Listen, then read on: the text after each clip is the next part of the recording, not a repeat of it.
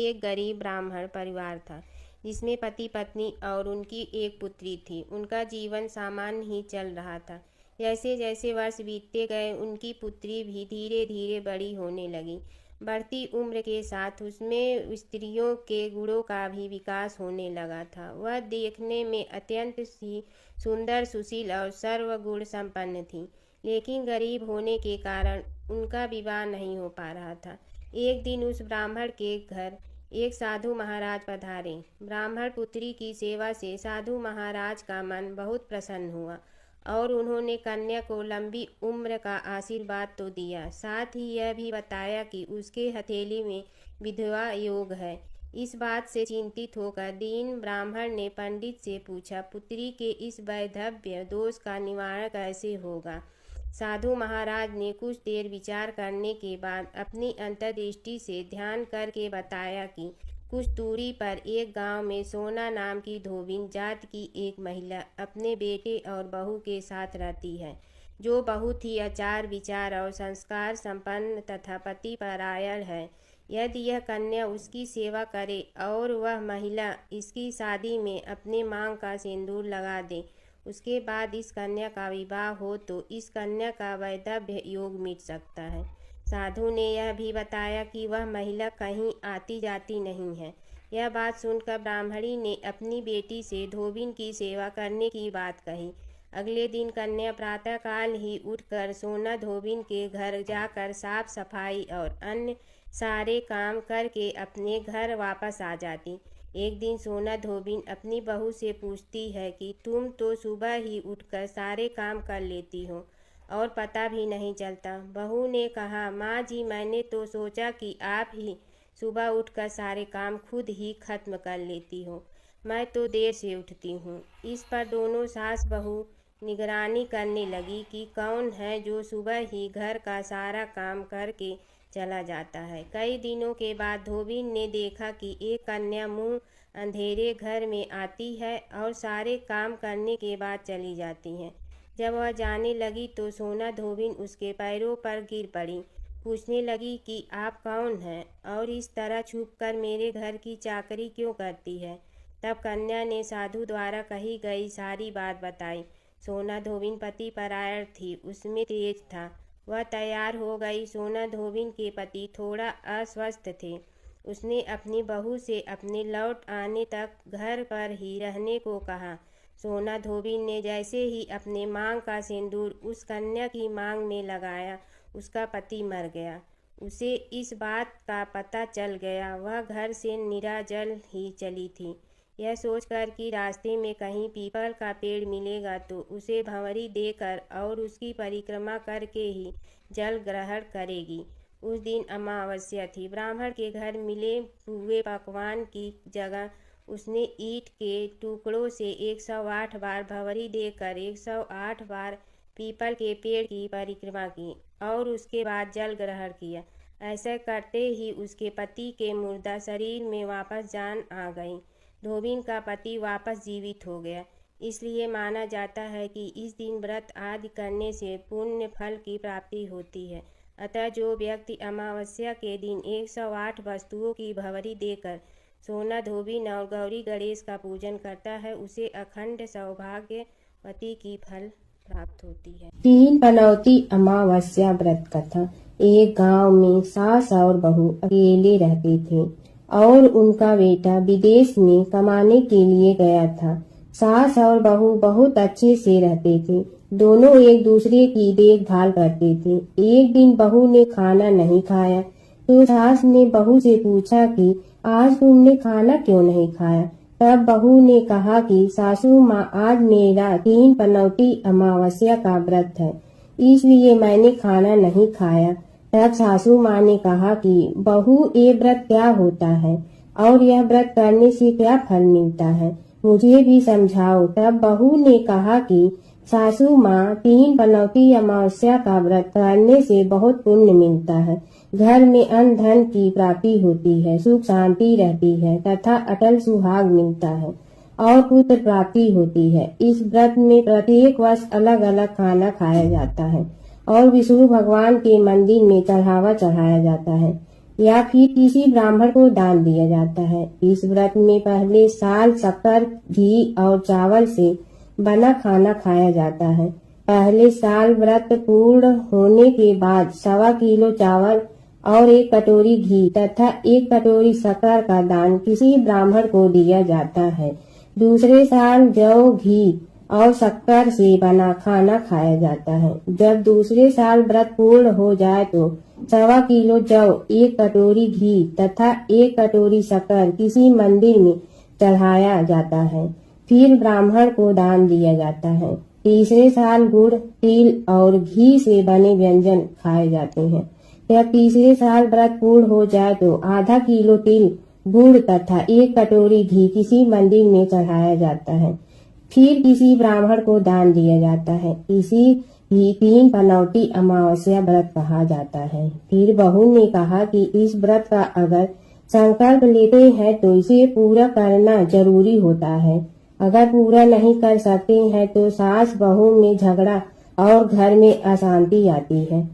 तब सासू ने कहा कि मेरी तो उम्र हो गई है, लेकिन तुम यह व्रत करो। और बहू यह व्रत का आरंभ करती है। लेकिन एक दिन बहू ने किसी के कहने पर गेहूं से बनी रोटी खा लेती है और अमावस्या माता इस बात से नाराज हो गई। जो सास और बहू बहुत ही प्यार से रहती थी, इन दोनों में झगड़े होने लगे। सभी गांव वाले भी हैरान हो गए कि यह सब क्या हो रहा है। सास अपनी बहू को कहने लगी कि तुम जब से हमारे घर में बहू बन के आई हो तब से हमारे घर की लक्ष्मी चली गई है। तुम हमारे लिए शुभ नहीं हो। तब बहू ने कहा कि आपके घर की लक्ष्मी चली गई है तो कहाँ मिलेंगी, मुझे बताओ, मैं लक्ष्मी को लेकर आऊंगी। तब सासू ने कहा कि लक्ष्मी तुमको समुद्र के बीच में भगवान विष्णु के पैर दबाते हुए मिलेंगी। तब बहू यह कहकर चली जाती है कि अब जब तक मैं लक्ष्मी को लेकर नहीं आऊंगी तब तक इस घर में पैर नहीं रखूंगी। इतना कहकर बहू लक्ष्मी की खोज में निकल जाती है। जब बहू लक्ष्मी को खोजने के लिए निकलती है तब उसे बीच रास्ते में एक गाय माता मिलती है। वह बहू से पूछती है कि आप कहाँ जा रही हो।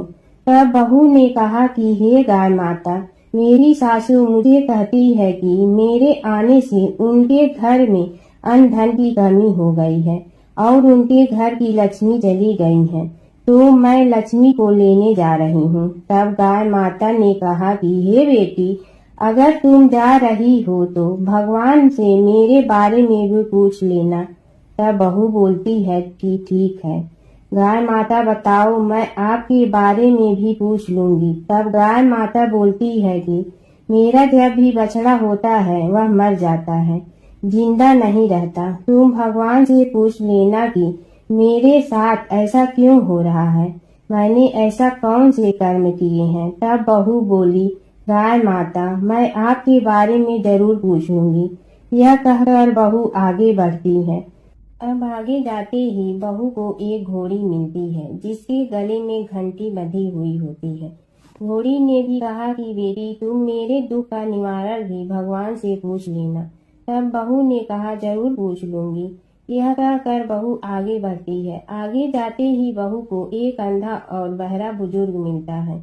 वह भी बहू से अपनी समस्या भगवान से पूछने के लिए कहता है। तब बहू उसकी समस्या भी भगवान से पूछने को कहकर आगे बढ़ती है।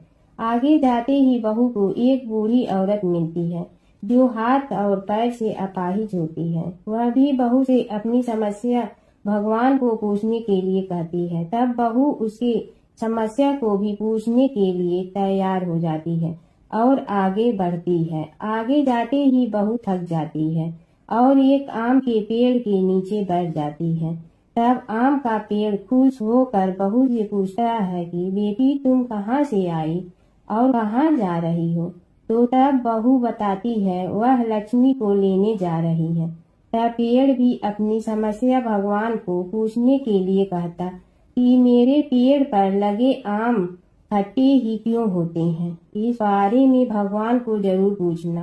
तब बहू उसी समस्या लेकर आगे बढ़ती है। आगे जाते ही बहू को एक तलाई मिलती है। वह भी बहू को बताती है कि तुम भगवान से पूछने की मेरे तलाई का पानी इतना मैला क्यों है, कोई भी इसे नहीं पीता है। तब बहू कहती है जरूर पूछ लूंगी और कहकर आगे बढ़ती है। बहुत दिन जंगल में चलते चलते बहू थक जाती है। उसे भूख भी लगी होती है, लेकिन खाने को नहीं मिलने से वह थक जाती है और जंगल में बेहोश हो जाती है। उसी समय भगवान विष्णु और माता लक्ष्मी वहाँ विचरण करते हुए आते हैं। तब माता लक्ष्मी विष्णु जी से कहती हैं कि हे नाथ, यह आपकी बहुत बड़ी भक्त है, आप इसके दुखों का निवारण करो। तब भगवान विष्णु कहते हैं कि इस संसार में बहुत जीव दुखी हैं, सभी अपने अपने कर्मों का फल भोग रहे हैं, किस किस के दुख का निवारण मैं करूं। तब माता लक्ष्मी ने विष्णु से विनती की और कहा कि वह भूखी प्यासी है और इसे यहाँ अगर ऐसे ही छोड़ दिया जाए तो जंगली जानवर उसे अपना शिकार बना देंगे। माता लक्ष्मी की बात सुनकर भगवान विष्णु एक साधु का वेश धारण करते हैं और बहू के पास जाते हैं और होश में लाते हैं। बहू के होश में आते ही साधु वेश में भगवान उससे पूछते हैं कि वह यहाँ क्यों आई है और कहाँ जा रही है। तब बहू पूरी बात बताती है। उसी बात सुनकर भगवान विष्णु और माता लक्ष्मी प्रकट होते हैं। उनके साथ अमावस्या माता भी प्रकट होती हैं। बहू उनके चरणों में गिरकर वंदन करती हैं।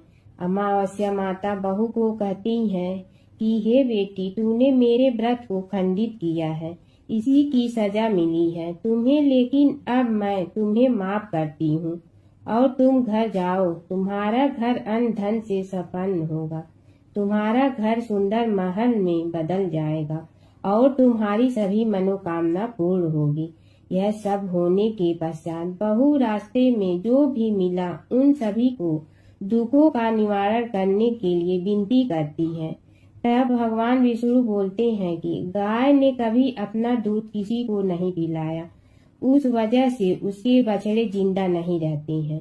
तुम उसका दूध भी पिला देना, जिससे उसके बछड़े जिंदा रहने लगेंगे। घोड़ी पिछले जन्म में आटा पीसने वाली महिला थी। वह किसी को आटा पीस के नहीं देती थी, इसलिए उसके गले में चक्की के पाट बांधे गए हैं। तुम उसके पाट खोल देना, वह बिल्कुल ठीक हो जाएगी। बुजुर्ग कभी भगवान के मंदिर नहीं गई और ना ही उसने कभी भगवान के भजन सुने। तुम उसको मंदिर ले जाना और दर्शन करवा देना, वह ठीक हो जाएगा। बुजुर्ग महिला जो थी उसने कभी भी अपनी जवानी में दान पुण्य नहीं किया, इसलिए उसे यह सजा मिली है। तुम उसे दान करवा देना तो उसकी विकलांगता दूर हो जाएगी। उस आम के पेड़ ने कभी किसी बच्चे को अपने आम खाने को नहीं दिए, इसलिए उसके सभी आम खट्टे होते हैं। तुम उस पेड़ का आम खा लेना, फिर उस पेड़ पर मीठे आम आएंगे।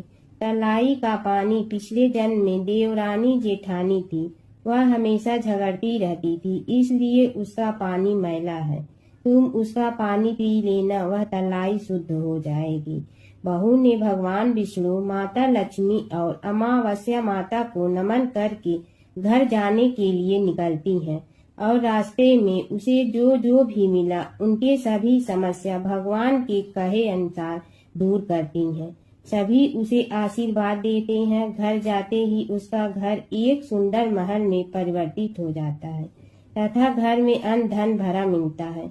अब बहू सासू से कहती कि सासू माँ, आपने सच कहा था, मैं आपके लिए शुभ नहीं हूँ। मेरे जाने से ही आपके घर में लक्ष्मी आई है। अब आप यहाँ रहें, मैं मरने जा रही हूँ। तब सासू ने कहा कि हे बेटी, यह सब तुम्हारे पनौती अमावस्या व्रत का फल है, हमें मिला है। तुम यहाँ पर ही रहोगी, कहीं नहीं जाओगी। और सास बहू खुशी खुशी रहने लगी।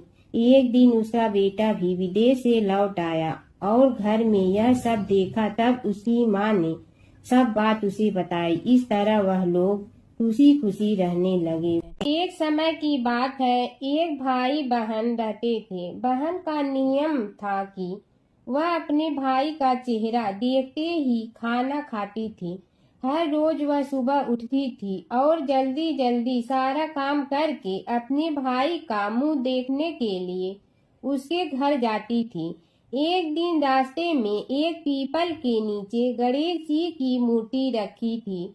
उसने भगवान के सामने हाथ जोड़कर कहा कि मेरे जैसा अमर सुहाग और मेरे जैसा अमर पीहर सबको दीजिए। यह कहकर वह आगे बढ़ जाती है। जंगल के झाड़ियों के कांटे उसके पैरों में चुभा करते थे। एक दिन भाई के घर पहुंची और भाई का मुंह देखकर बैठ गई तो भाभी ने पूछा, पैरों में क्या हो गया है? यह सुनकर उसने भाभी को जवाब दिया कि रास्ते में जंगल के झाड़ियों के गिरे हुए कांटे पांव में चुभ गए हैं। जब वह वापस अपने घर आ जाए तब भाभी ने अपने पति से कहा कि रास्ते को साफ करवा दो, आपकी बहन के पांव में बहुत सारे कांटा चुभ गए हैं। भाई ने तब कुल्हाड़ी लेकर सारी झाड़ियों को काटकर रास्ता साफ कर दिया, जिससे गणेश जी का स्थान भी वहां से हट गया। यह देखकर भगवान गुस्सा हो गए और उसके भाई के प्राण हर लिए। लोग अंतिम संस्कार के लिए जब भाई को ले जा रहे थे तब उसकी भाभी रोते हुए लोगों से कही, थोड़ी देर रुक जाओ, उसकी बहन आने वाली है, वह अपने भाई का मुंह देखे बिना नहीं रह सकती है, उसका यह नियम है। तब लोगों ने कहा, आज तो देख लेगी पर कल कैसे देखेगी? रोज दिन की तरह बहन अपने भाई का मुंह देखने के लिए जंगल में निकली। तब जंगल में उसने देखा कि सारा रास्ता साफ किया हुआ है। जब वह आगे बढ़ी तो उसने देखा कि सिद्धि विनायक को भी वहां से हटा दिया गया है। तब उसने जाने से पहले गणेश जी को एक अच्छे स्थान पर रखकर उन्हें स्थान दिया और हाथ जोड़कर बोली, भगवान मेरे जैसा अमर सुहाग और मेरे जैसा अमर पीहर सबको देना। और फिर बोलकर आगे निकल गई। भगवान सोचने लगे, अगर इसकी नहीं सुनी तो हमें कौन मानेगा, हमें कौन पूजेगा? तब सिद्धि विनायक ने उसे आवाज दी, बेटी इस खेजड़ी की 7 पत्तियां लेकर जा और उसे कच्चे दूध में धोकर भाई के ऊपर छींटा मार देना, वह उठकर बैठ जाएगा। यह सुनकर जब पीछे मुड़ी तो वहाँ कोई नहीं था। फिर वह यह सोचने लगी कि ठीक है, जैसा सुना वैसा कर लेती हूँ। फिर वह 7 खेजड़ी की पत्तियां लेकर अपने भाई के घर पहुंची।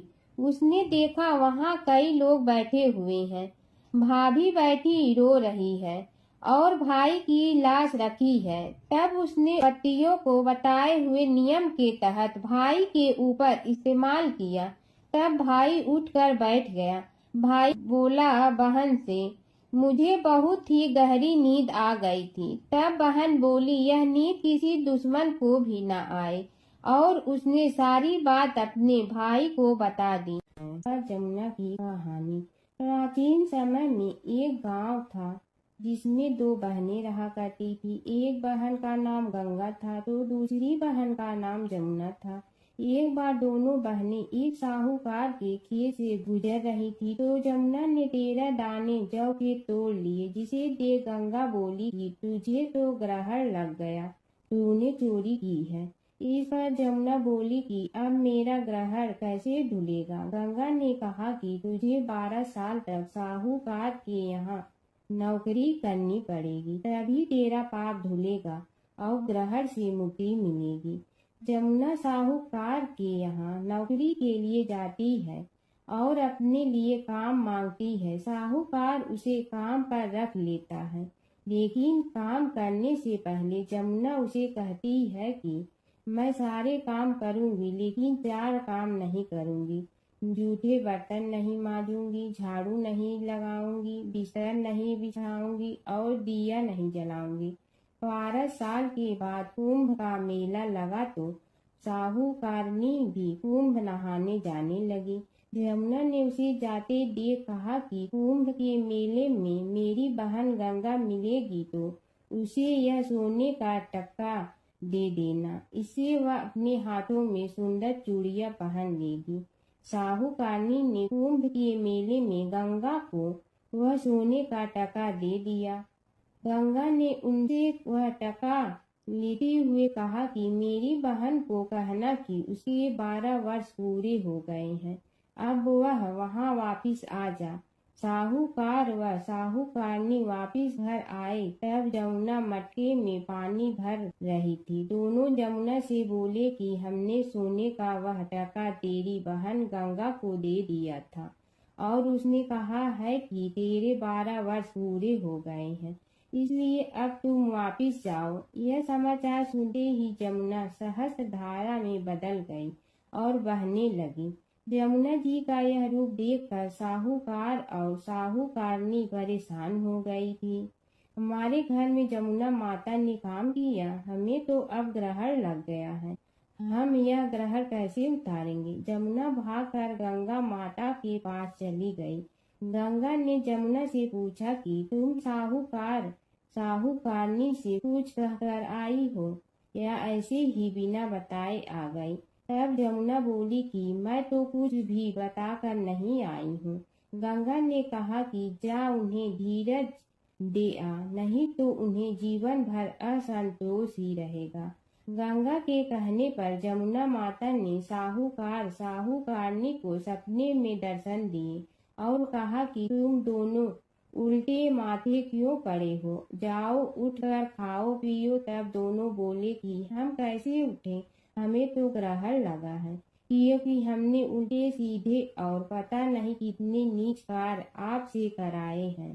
तब जमुना जी बोली कि तुम्हें ग्रहण नहीं लगा है, ग्रहण तो मुझे लगा था कि मैंने तुम्हारे खेत से 13 दाने जौ के चुराए थे।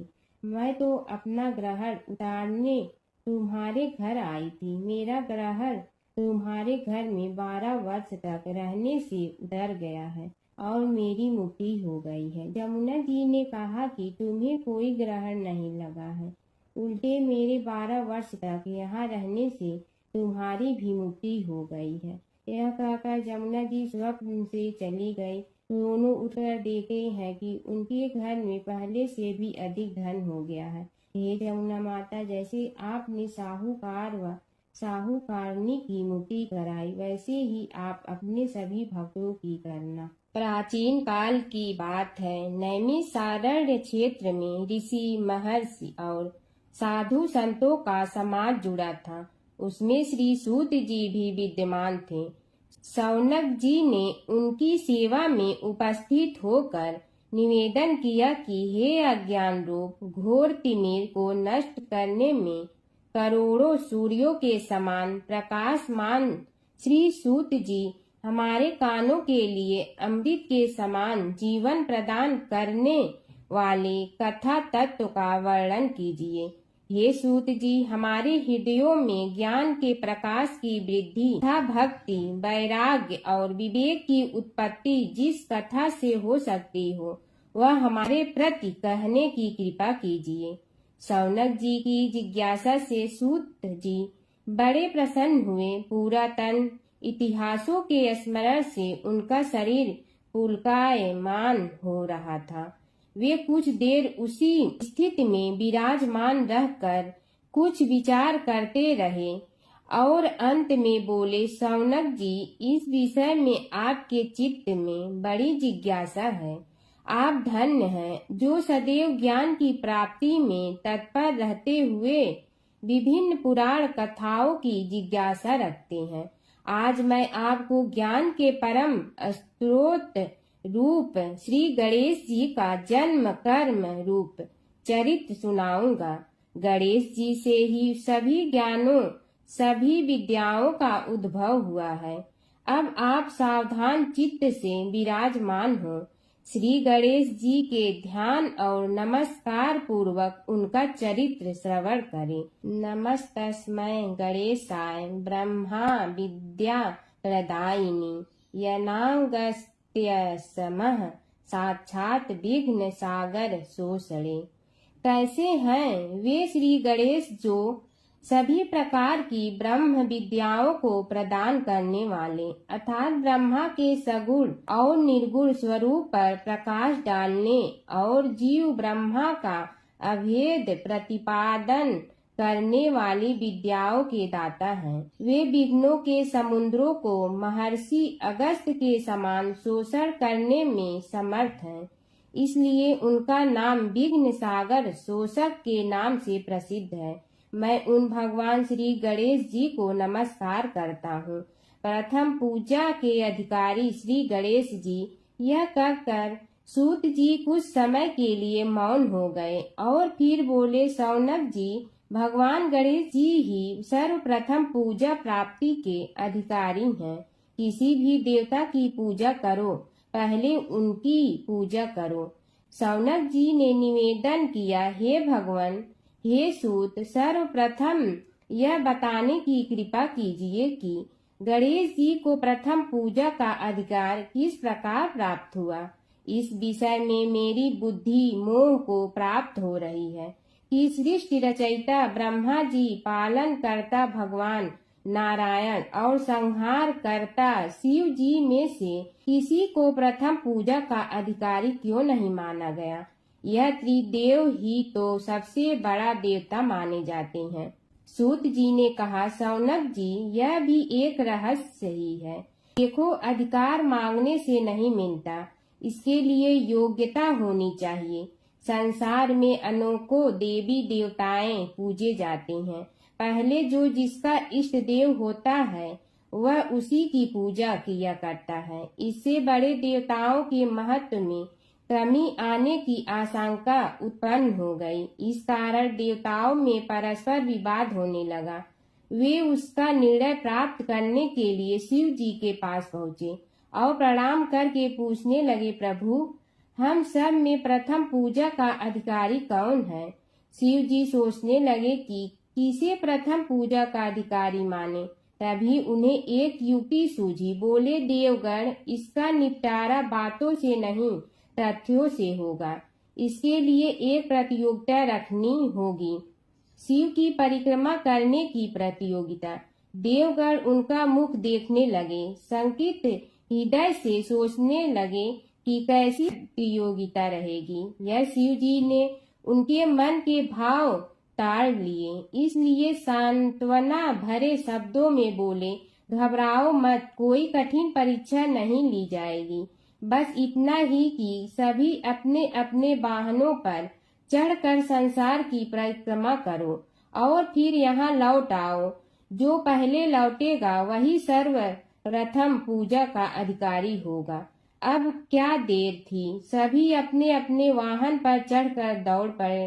किसी का वाहन गजराज था तो किसी का सिंह, किसी का भैंसा तो किसी का मृग, किसी का हंस तो किसी का उल्लू, किसी का अश्व तो किसी का श्वान। अभिप्राय यह है कि वाहनों को विविधता के दर्शन उस समय जितने भले प्रकार से हो सकते थे उतने अन्य समय में नहीं। सबसे गया बीता वाहन गणेश जी का था मूषक, उससे चूहा भी कहते हैं। ऐसे वाहन के बल भरोसे इस प्रतियोगिता में सफल होना तो क्या, सम्मिलित होना भी हास्यास्पद है। गणेश जी ने सोचा, छोड़ो, क्या होगा प्रतियोगिता में भाग लेने से, हम तो यहाँ बैठे रहकर ही तमाशा देखेंगे। वे बहुत देर तक विचार करते रहे। अंत में उन्हें एक युक्ति सूझी। शिव जी स्वयं ही जगदाता हैं, यह संसार उन्हीं का प्रतिबिंब है, तब क्यों न इन्हीं की परिक्रमा कर ली जाए। इनकी परिक्रमा करने से ही संसार की परिक्रमा हो जाएगी। ऐसा निश्चय कर उन्होंने मूषक पर चढ़कर शिव जी की परिक्रमा की और उनके समक्ष जा पहुँचे। शिव जी ने कहा, तुमने परिक्रमा पूर्ण कर ली। उन्होंने उत्तर दिया, जी हाँ। शिव जी सोचने लगे कि इसे तो यहीं घूमते हुए देखा, फिर परिक्रमा कैसे कराया। देवताओं का परिक्रमा करके लौटना आरंभ हुआ और उन्होंने गणेश जी को वहां बैठे देखा तो माथा ठनक गया। फिर भी साहस करके बोले, अरे तुम विश्व की परिक्रमा के लिए नहीं गए, गणेश जी ने कहा, अरे मैं कब का यहाँ आ गया। देवता बोले, तुम्हें तो कहीं भी नहीं देखा। गणेश जी ने उत्तर दिया, देखते कहाँ से, समस्त संसार शिव जी में विद्यमान है। इनकी परिक्रमा करने से ही संसार की परिक्रमा पूर्ण हो गई। सूत जी बोले, शौनक, इस प्रकार गणेश जी ने अपनी बुद्धि के बल पर ही विजय प्राप्त कर ली। उनका कथन सत्य था, इसलिए कोई विरोध करता भी तो कैसे। बस उसी दिन से गणेश जी की प्रथम पूजा होने लगी। सूत जी बोले, हे शौनक जी, यह एक तथ्य है कि गणेश जी ही उसके पात्र हैं। वे बड़े देवता का भी कार्य सिद्धि में विघ्न उपस्थित होने पर उन विघ्न राज का आश्रय न लिया हो। हे शौनक, वे देव भी बड़े दयालु हैं। नाम तो शिव जी का ही आशुतोष है, किंतु वे सर्वात्मा और सर्वरक्षक प्रभु तो शिव जी की अपेक्षा भी शीघ्र ही प्रकट हो जाते हैं। उनका भक्त कभी किसी संकट में नहीं पड़ता। यदि प्रारब्ध वशात कभी किसी विपत्ति में पड़ भी जाता है तो गणेश्वर की उपासना करने पर उनके अनुग्रह से उनके समस्त दुख दूर होकर परम सुख की प्राप्ति होती है। शौनक ने कहा, हे सूत जी, हे महाभाग, हे प्रभु, मैं गणेश जी के विभिन्न चरित्रों का अध्ययन करना चाहता हूँ, तो मुझे बताइए कि किस ग्रंथ का अवलोकन करूँ। हे दयामय, आपको तो उनके समस्त चरित्र विदित है कि यदि आप ही उन्हें सुनाने की कृपा करें तो मेरा अत्यधिक उपकार होगा। सूत जी बोले, हे शौनक भगवान, गणेश्वर के इतने चरित्र हैं कि उन सब का कथन इस जीवा से संभव नहीं, क्योंकि प्रभु अनंत, प्रभु चरित्र अनंता वाली बात समस्त विद्वान ऋषि मुनि कहते हैं। फिर भी गणेश जी प्रथम पूजा के अधिकारी होने के कारण समस्त देव चरित्रों में जुड़े हुए हैं, इसलिए उनका प्रभाव भी सर्वाधिक व्यापक है। हे मुने, हे शौनक, वे भगवान सर्व समर्थ हैं। वे सभी का तिरस्कार करने में समर्थ हैं, किंतु उनका तिरस्कार कोई भी नहीं कर सकता। यह त्रिलोक्य उन्हीं भगवान के संकेत पर नित्य करता है। इसकी समस्त क्रियाएं उन्हीं की इच्छा पर आश्रित हैं। हे शौनक भगवान गणेश्वर स्वयं कहते हैं, शिवे विष्णु च शक्तौ च सूर्ये मयि निराधिप यो भेद बुद्धि योग स सम्य योगो मतो मम। हे नरेश्वर, हे वरेण्य, शिव, विष्णु, शक्ति, सूर्य और मुझ गणेश में जो अभेद बुद्धि योग है, मेरे मत में वही सम्यक योग है। इससे यह भी सिद्ध है कि समस्त देवता उन्हीं के स्वरूप हैं। वे ही भगवान विभिन्न कार्य रूपों के अनुसार अपना भिन्न भिन्न नाम रखते हैं। हे मुनि श्रेष्ठ, उन सब देवताओं के चरित्र भी उन्हीं गणराज के चरित्र हैं। यद्यपि सब चरित्र एक ही ग्रंथ में मिलने में संभव नहीं है, फिर भी गणेश्वर के अनेकों प्रमुख चरित्रों का वर्णन गणेश पुराण में हुआ है। राजा सोमकांत का वृत्तांत कथन।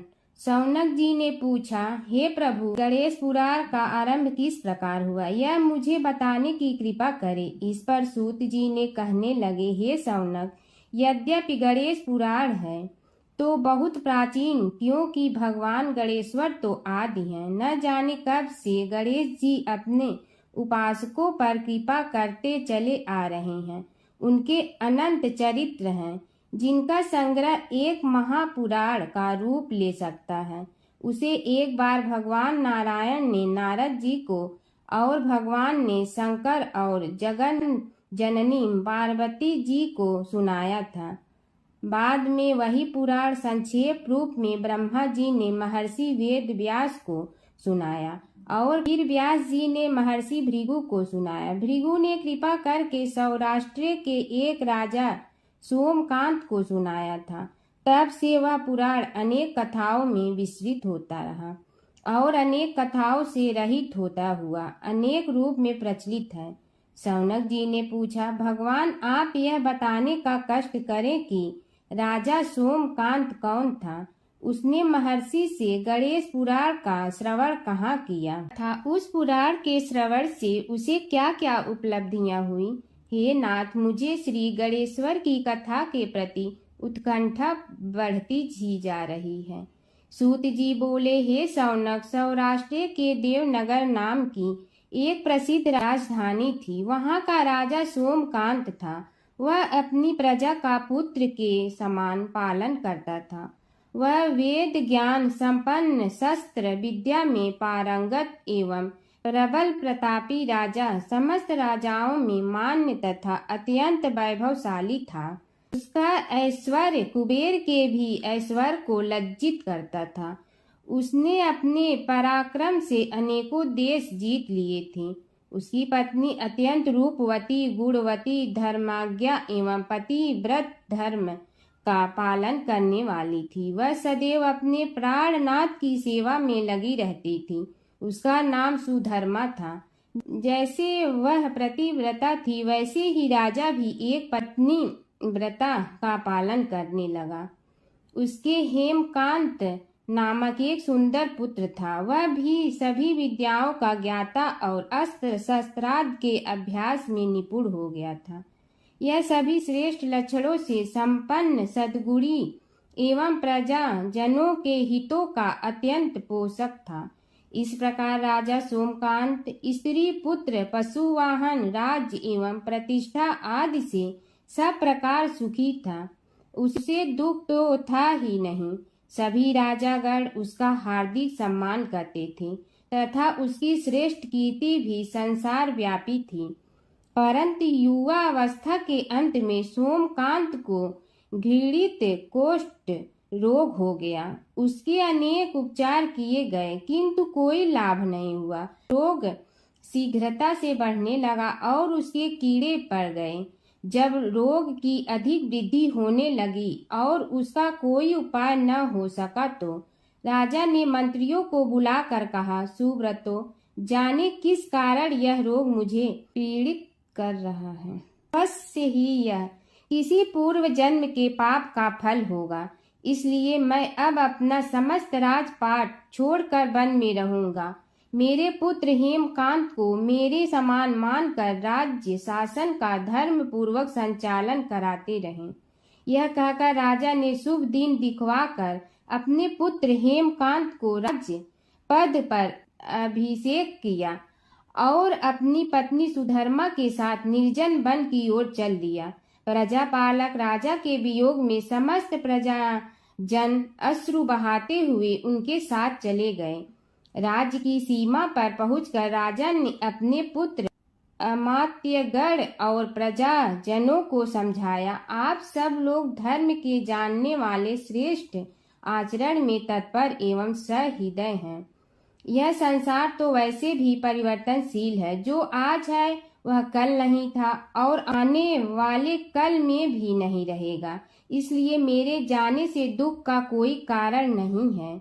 मेरे स्थान पर मेरा पुत्र सभी कार्यों को करेगा। इसलिए आप सब उसके अनुशासन में रहते हुए उसे सदैव सम्मान करते रहें।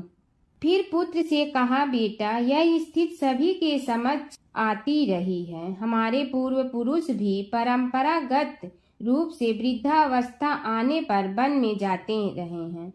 मैं कुछ समय पहले ही वन में जा रहा हूँ, तो कुछ पहले या पीछे जाने में कोई अंतर नहीं पड़ता। यदि कुछ वर्ष बाद जाऊं तब भी मोह का त्याग करना ही होगा। इसलिए हे वत्स, तुम दुखित मत हो और मेरी आज्ञा मानकर राज्य शासन को ठीक प्रकार चलाओ। ध्यान रखना, क्षत्रिय धर्म का कभी त्याग न करना और प्रजा को सदा सुखी रखना। इस प्रकार राजा सोमकांत ने सभी को समझा बुझाकर वहां से वापस लौट आया और स्वयं अपनी पतिव्रता भार्या के साथ वन में प्रवेश किया। पुत्र हेमकांत के आग्रह से उसने सुबल और ज्ञान गम्य नामक 2 आत्माओं को भी साथ ले लिया। उन सब ने एक समतल एवं सुंदर स्थान देखकर वहां विश्राम किया तभी उन्हें एक मुनि कुमार दिखाई दिया। राजा ने उससे पूछा, तुम कौन हो, कहाँ रहते हो, यदि उचित समझो तो मुझे बताओ। मुनि बालक ने कोमल बाणी में कहा, मैं महर्षि भृगु का पुत्र हूँ। मेरा नाम च्यवन है। हमारा आश्रम निकट में ही है। अब आप भी अपना परिचय दीजिए। राजा ने कहा, मुनि कुमार, आपका परिचय पाकर मुझे बड़ी प्रसन्नता हुई। मैं सौराष्ट्र के देवनगर नामक राज्य का अधिपति रहा हूँ। अब अपने पुत्र को राज्य देकर मैंने अरण्य की शरण ली है। मुझे कुष्ठ रोग अत्यंत पीड़ित किए हुए हैं। उसकी निवृत्ति का कोई उपाय करने वाला हो तो कृपा कर मुझे बताइए। मुनि कुमार ने कहा, मैं अपने पिताजी से अपना वृतांत कहता हूँ, फिर वे जैसा कहेंगे आपको बताऊंगा। यह कहकर मुनि बालक चला गया और कुछ देर में ही आकर बोला, राजन, मैंने आपका वृतांत अपने पिताजी को बताया। उनकी आज्ञा हुई है कि आप सब मेरे साथ आश्रम में चलकर उनसे भेंट करें, तभी आपके रोग के विषय में भी विचार किया जाएगा। राजा सोमकांत के पूर्व जन्म का वृत्तांत भृगु द्वारा वर्णन।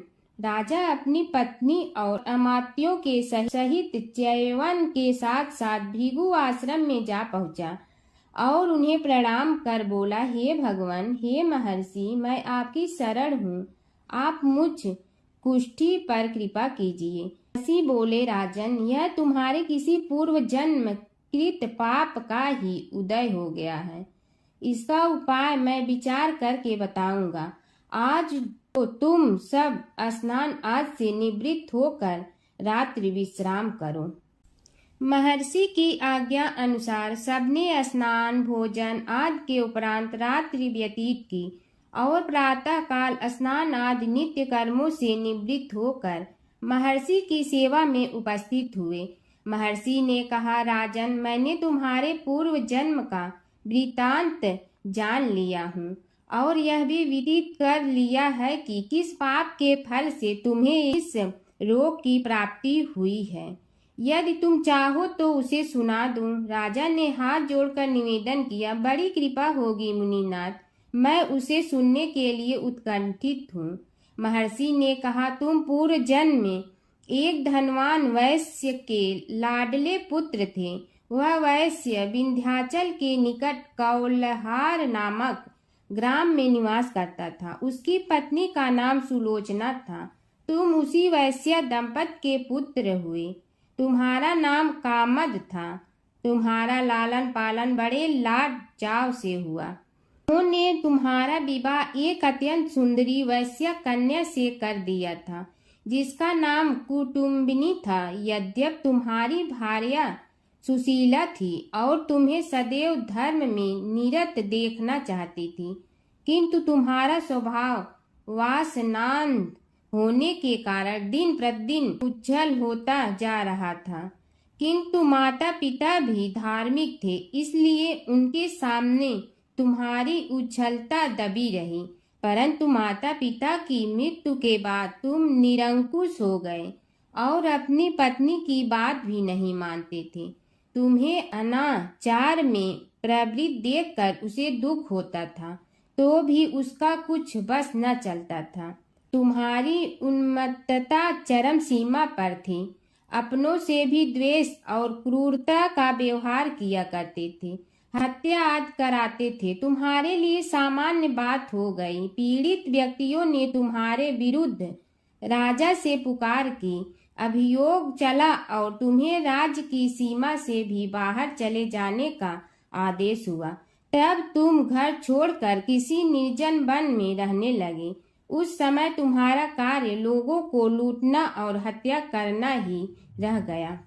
एक दिन माध्याह्न काल था। गुणवर्धक नामक एक विद्वान ब्राह्मण उधर से निकला। बेचारा अपनी पत्नी को लिवाने के लिए ससुराल जा रहा था। तुमने उस ब्राह्मण युवक को पकड़कर लूट लिया। प्रतिरोध करने पर उसे मारने लगे तो वह चित्कार करने लगा, मुझे मत मार, मत मार, देख मेरा दूसरा विवाह हुआ है। मैं पत्नी को लेने के लिए जा रहा हूँ। किंतु तुम तो क्रोध बस में ऐसे लीन हो रहे थे कि तुमने उसकी बात सुनकर भी नहीं सुनी। जब उसे मारने लगे तो उसने श्राप दे दिया, अरे हत्यारे, मेरी हत्या के पाप से तो सहस्त्र कल्प तक घोर नरक भोगोगे। तुमने उसकी कोई चिंता न की और सिर काट लिया। राजन, तुमने ऐसी ऐसी एक नहीं बल्कि अनेक निरीह हत्याएं की थी, जिनकी गणना करना भी पाप है। इस प्रकार इस जन्म में तुमने घोर पाप कर्म किए थे, किंतु बुढ़ापा आने पर जब अशक्त हो गए तब तुम्हारे साथ जो क्रूर कर्मा थे वे भी किनारा कर गए। उन्होंने सोच लिया कि अब तो इसे खिलाना भी पड़ेगा, इसलिए मरने दो यहीं। अमोघ प्रभाव गणेश उपासना का कथन। राजन, अब तुम निरालंब थे, चल फिर तो सकते ही नहीं थे। भूख से पीड़ित रहने के कारण रोगों ने भी घेर लिया। उधर से जो कोई निकलता तुम्हें घृणा की दृष्टि से देखता हुआ चला जाता। तब तुम आहार की खोज में बड़ी कठिनाई से चलते हुए एक जीर्ण शीर्ण देवालय में पहुंचा। उसमें भगवान गणेश्वर की प्रतिमा विद्यमान थी। तब न जाने किस पुण्य के उदय होने से तुम्हारे मन में गणेश जी के प्रति भक्ति भाव जागृत हुआ। तुम निराहार रहकर उनकी उपासना करने लगे। उससे तुम्हें सब कुछ मिला और रोग भी कम हुआ। राजन, तुमने अपने साथियों की दृष्टि बचाकर बहुत सा धन एक स्थान पर गाड़ दिया था। अब तुमने उस धन को उसे देवालय के जीर्णोद्धार में लगाने का निश्चय किया। शिल्पी बुलाकर उस मंदिर को सुंदर और भव्य बनवा दिया। इस कारण कुख्याति सुख्याति में बदलने लगी।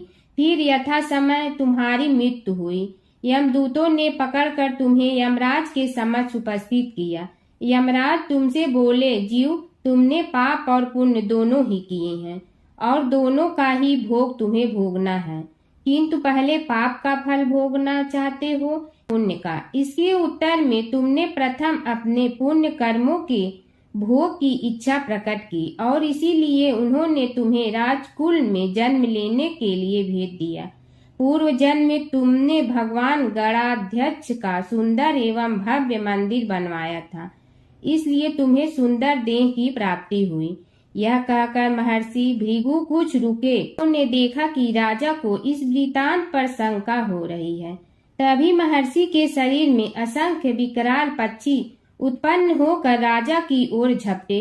उनकी चोंच बड़ी तीक्ष्ण थी, जिनसे वे राजा के शरीर को नोच नोच कर खाने लगे। उसके कारण उत्पन्न असहनीय पीड़ा से व्याकुल हुए राजा ने महर्षि के समक्ष हाथ जोड़कर निवेदन किया, प्रभु, आपका आश्रम तो समस्त द्वेष आदि से परे है और यहाँ मैं आपकी शरण में बैठा हूँ। तब यह पक्षी मुझे आकर ही क्यों पीड़ित कर रहे हैं? हे मुनिनाथ, इनसे मेरी रक्षा कीजिए।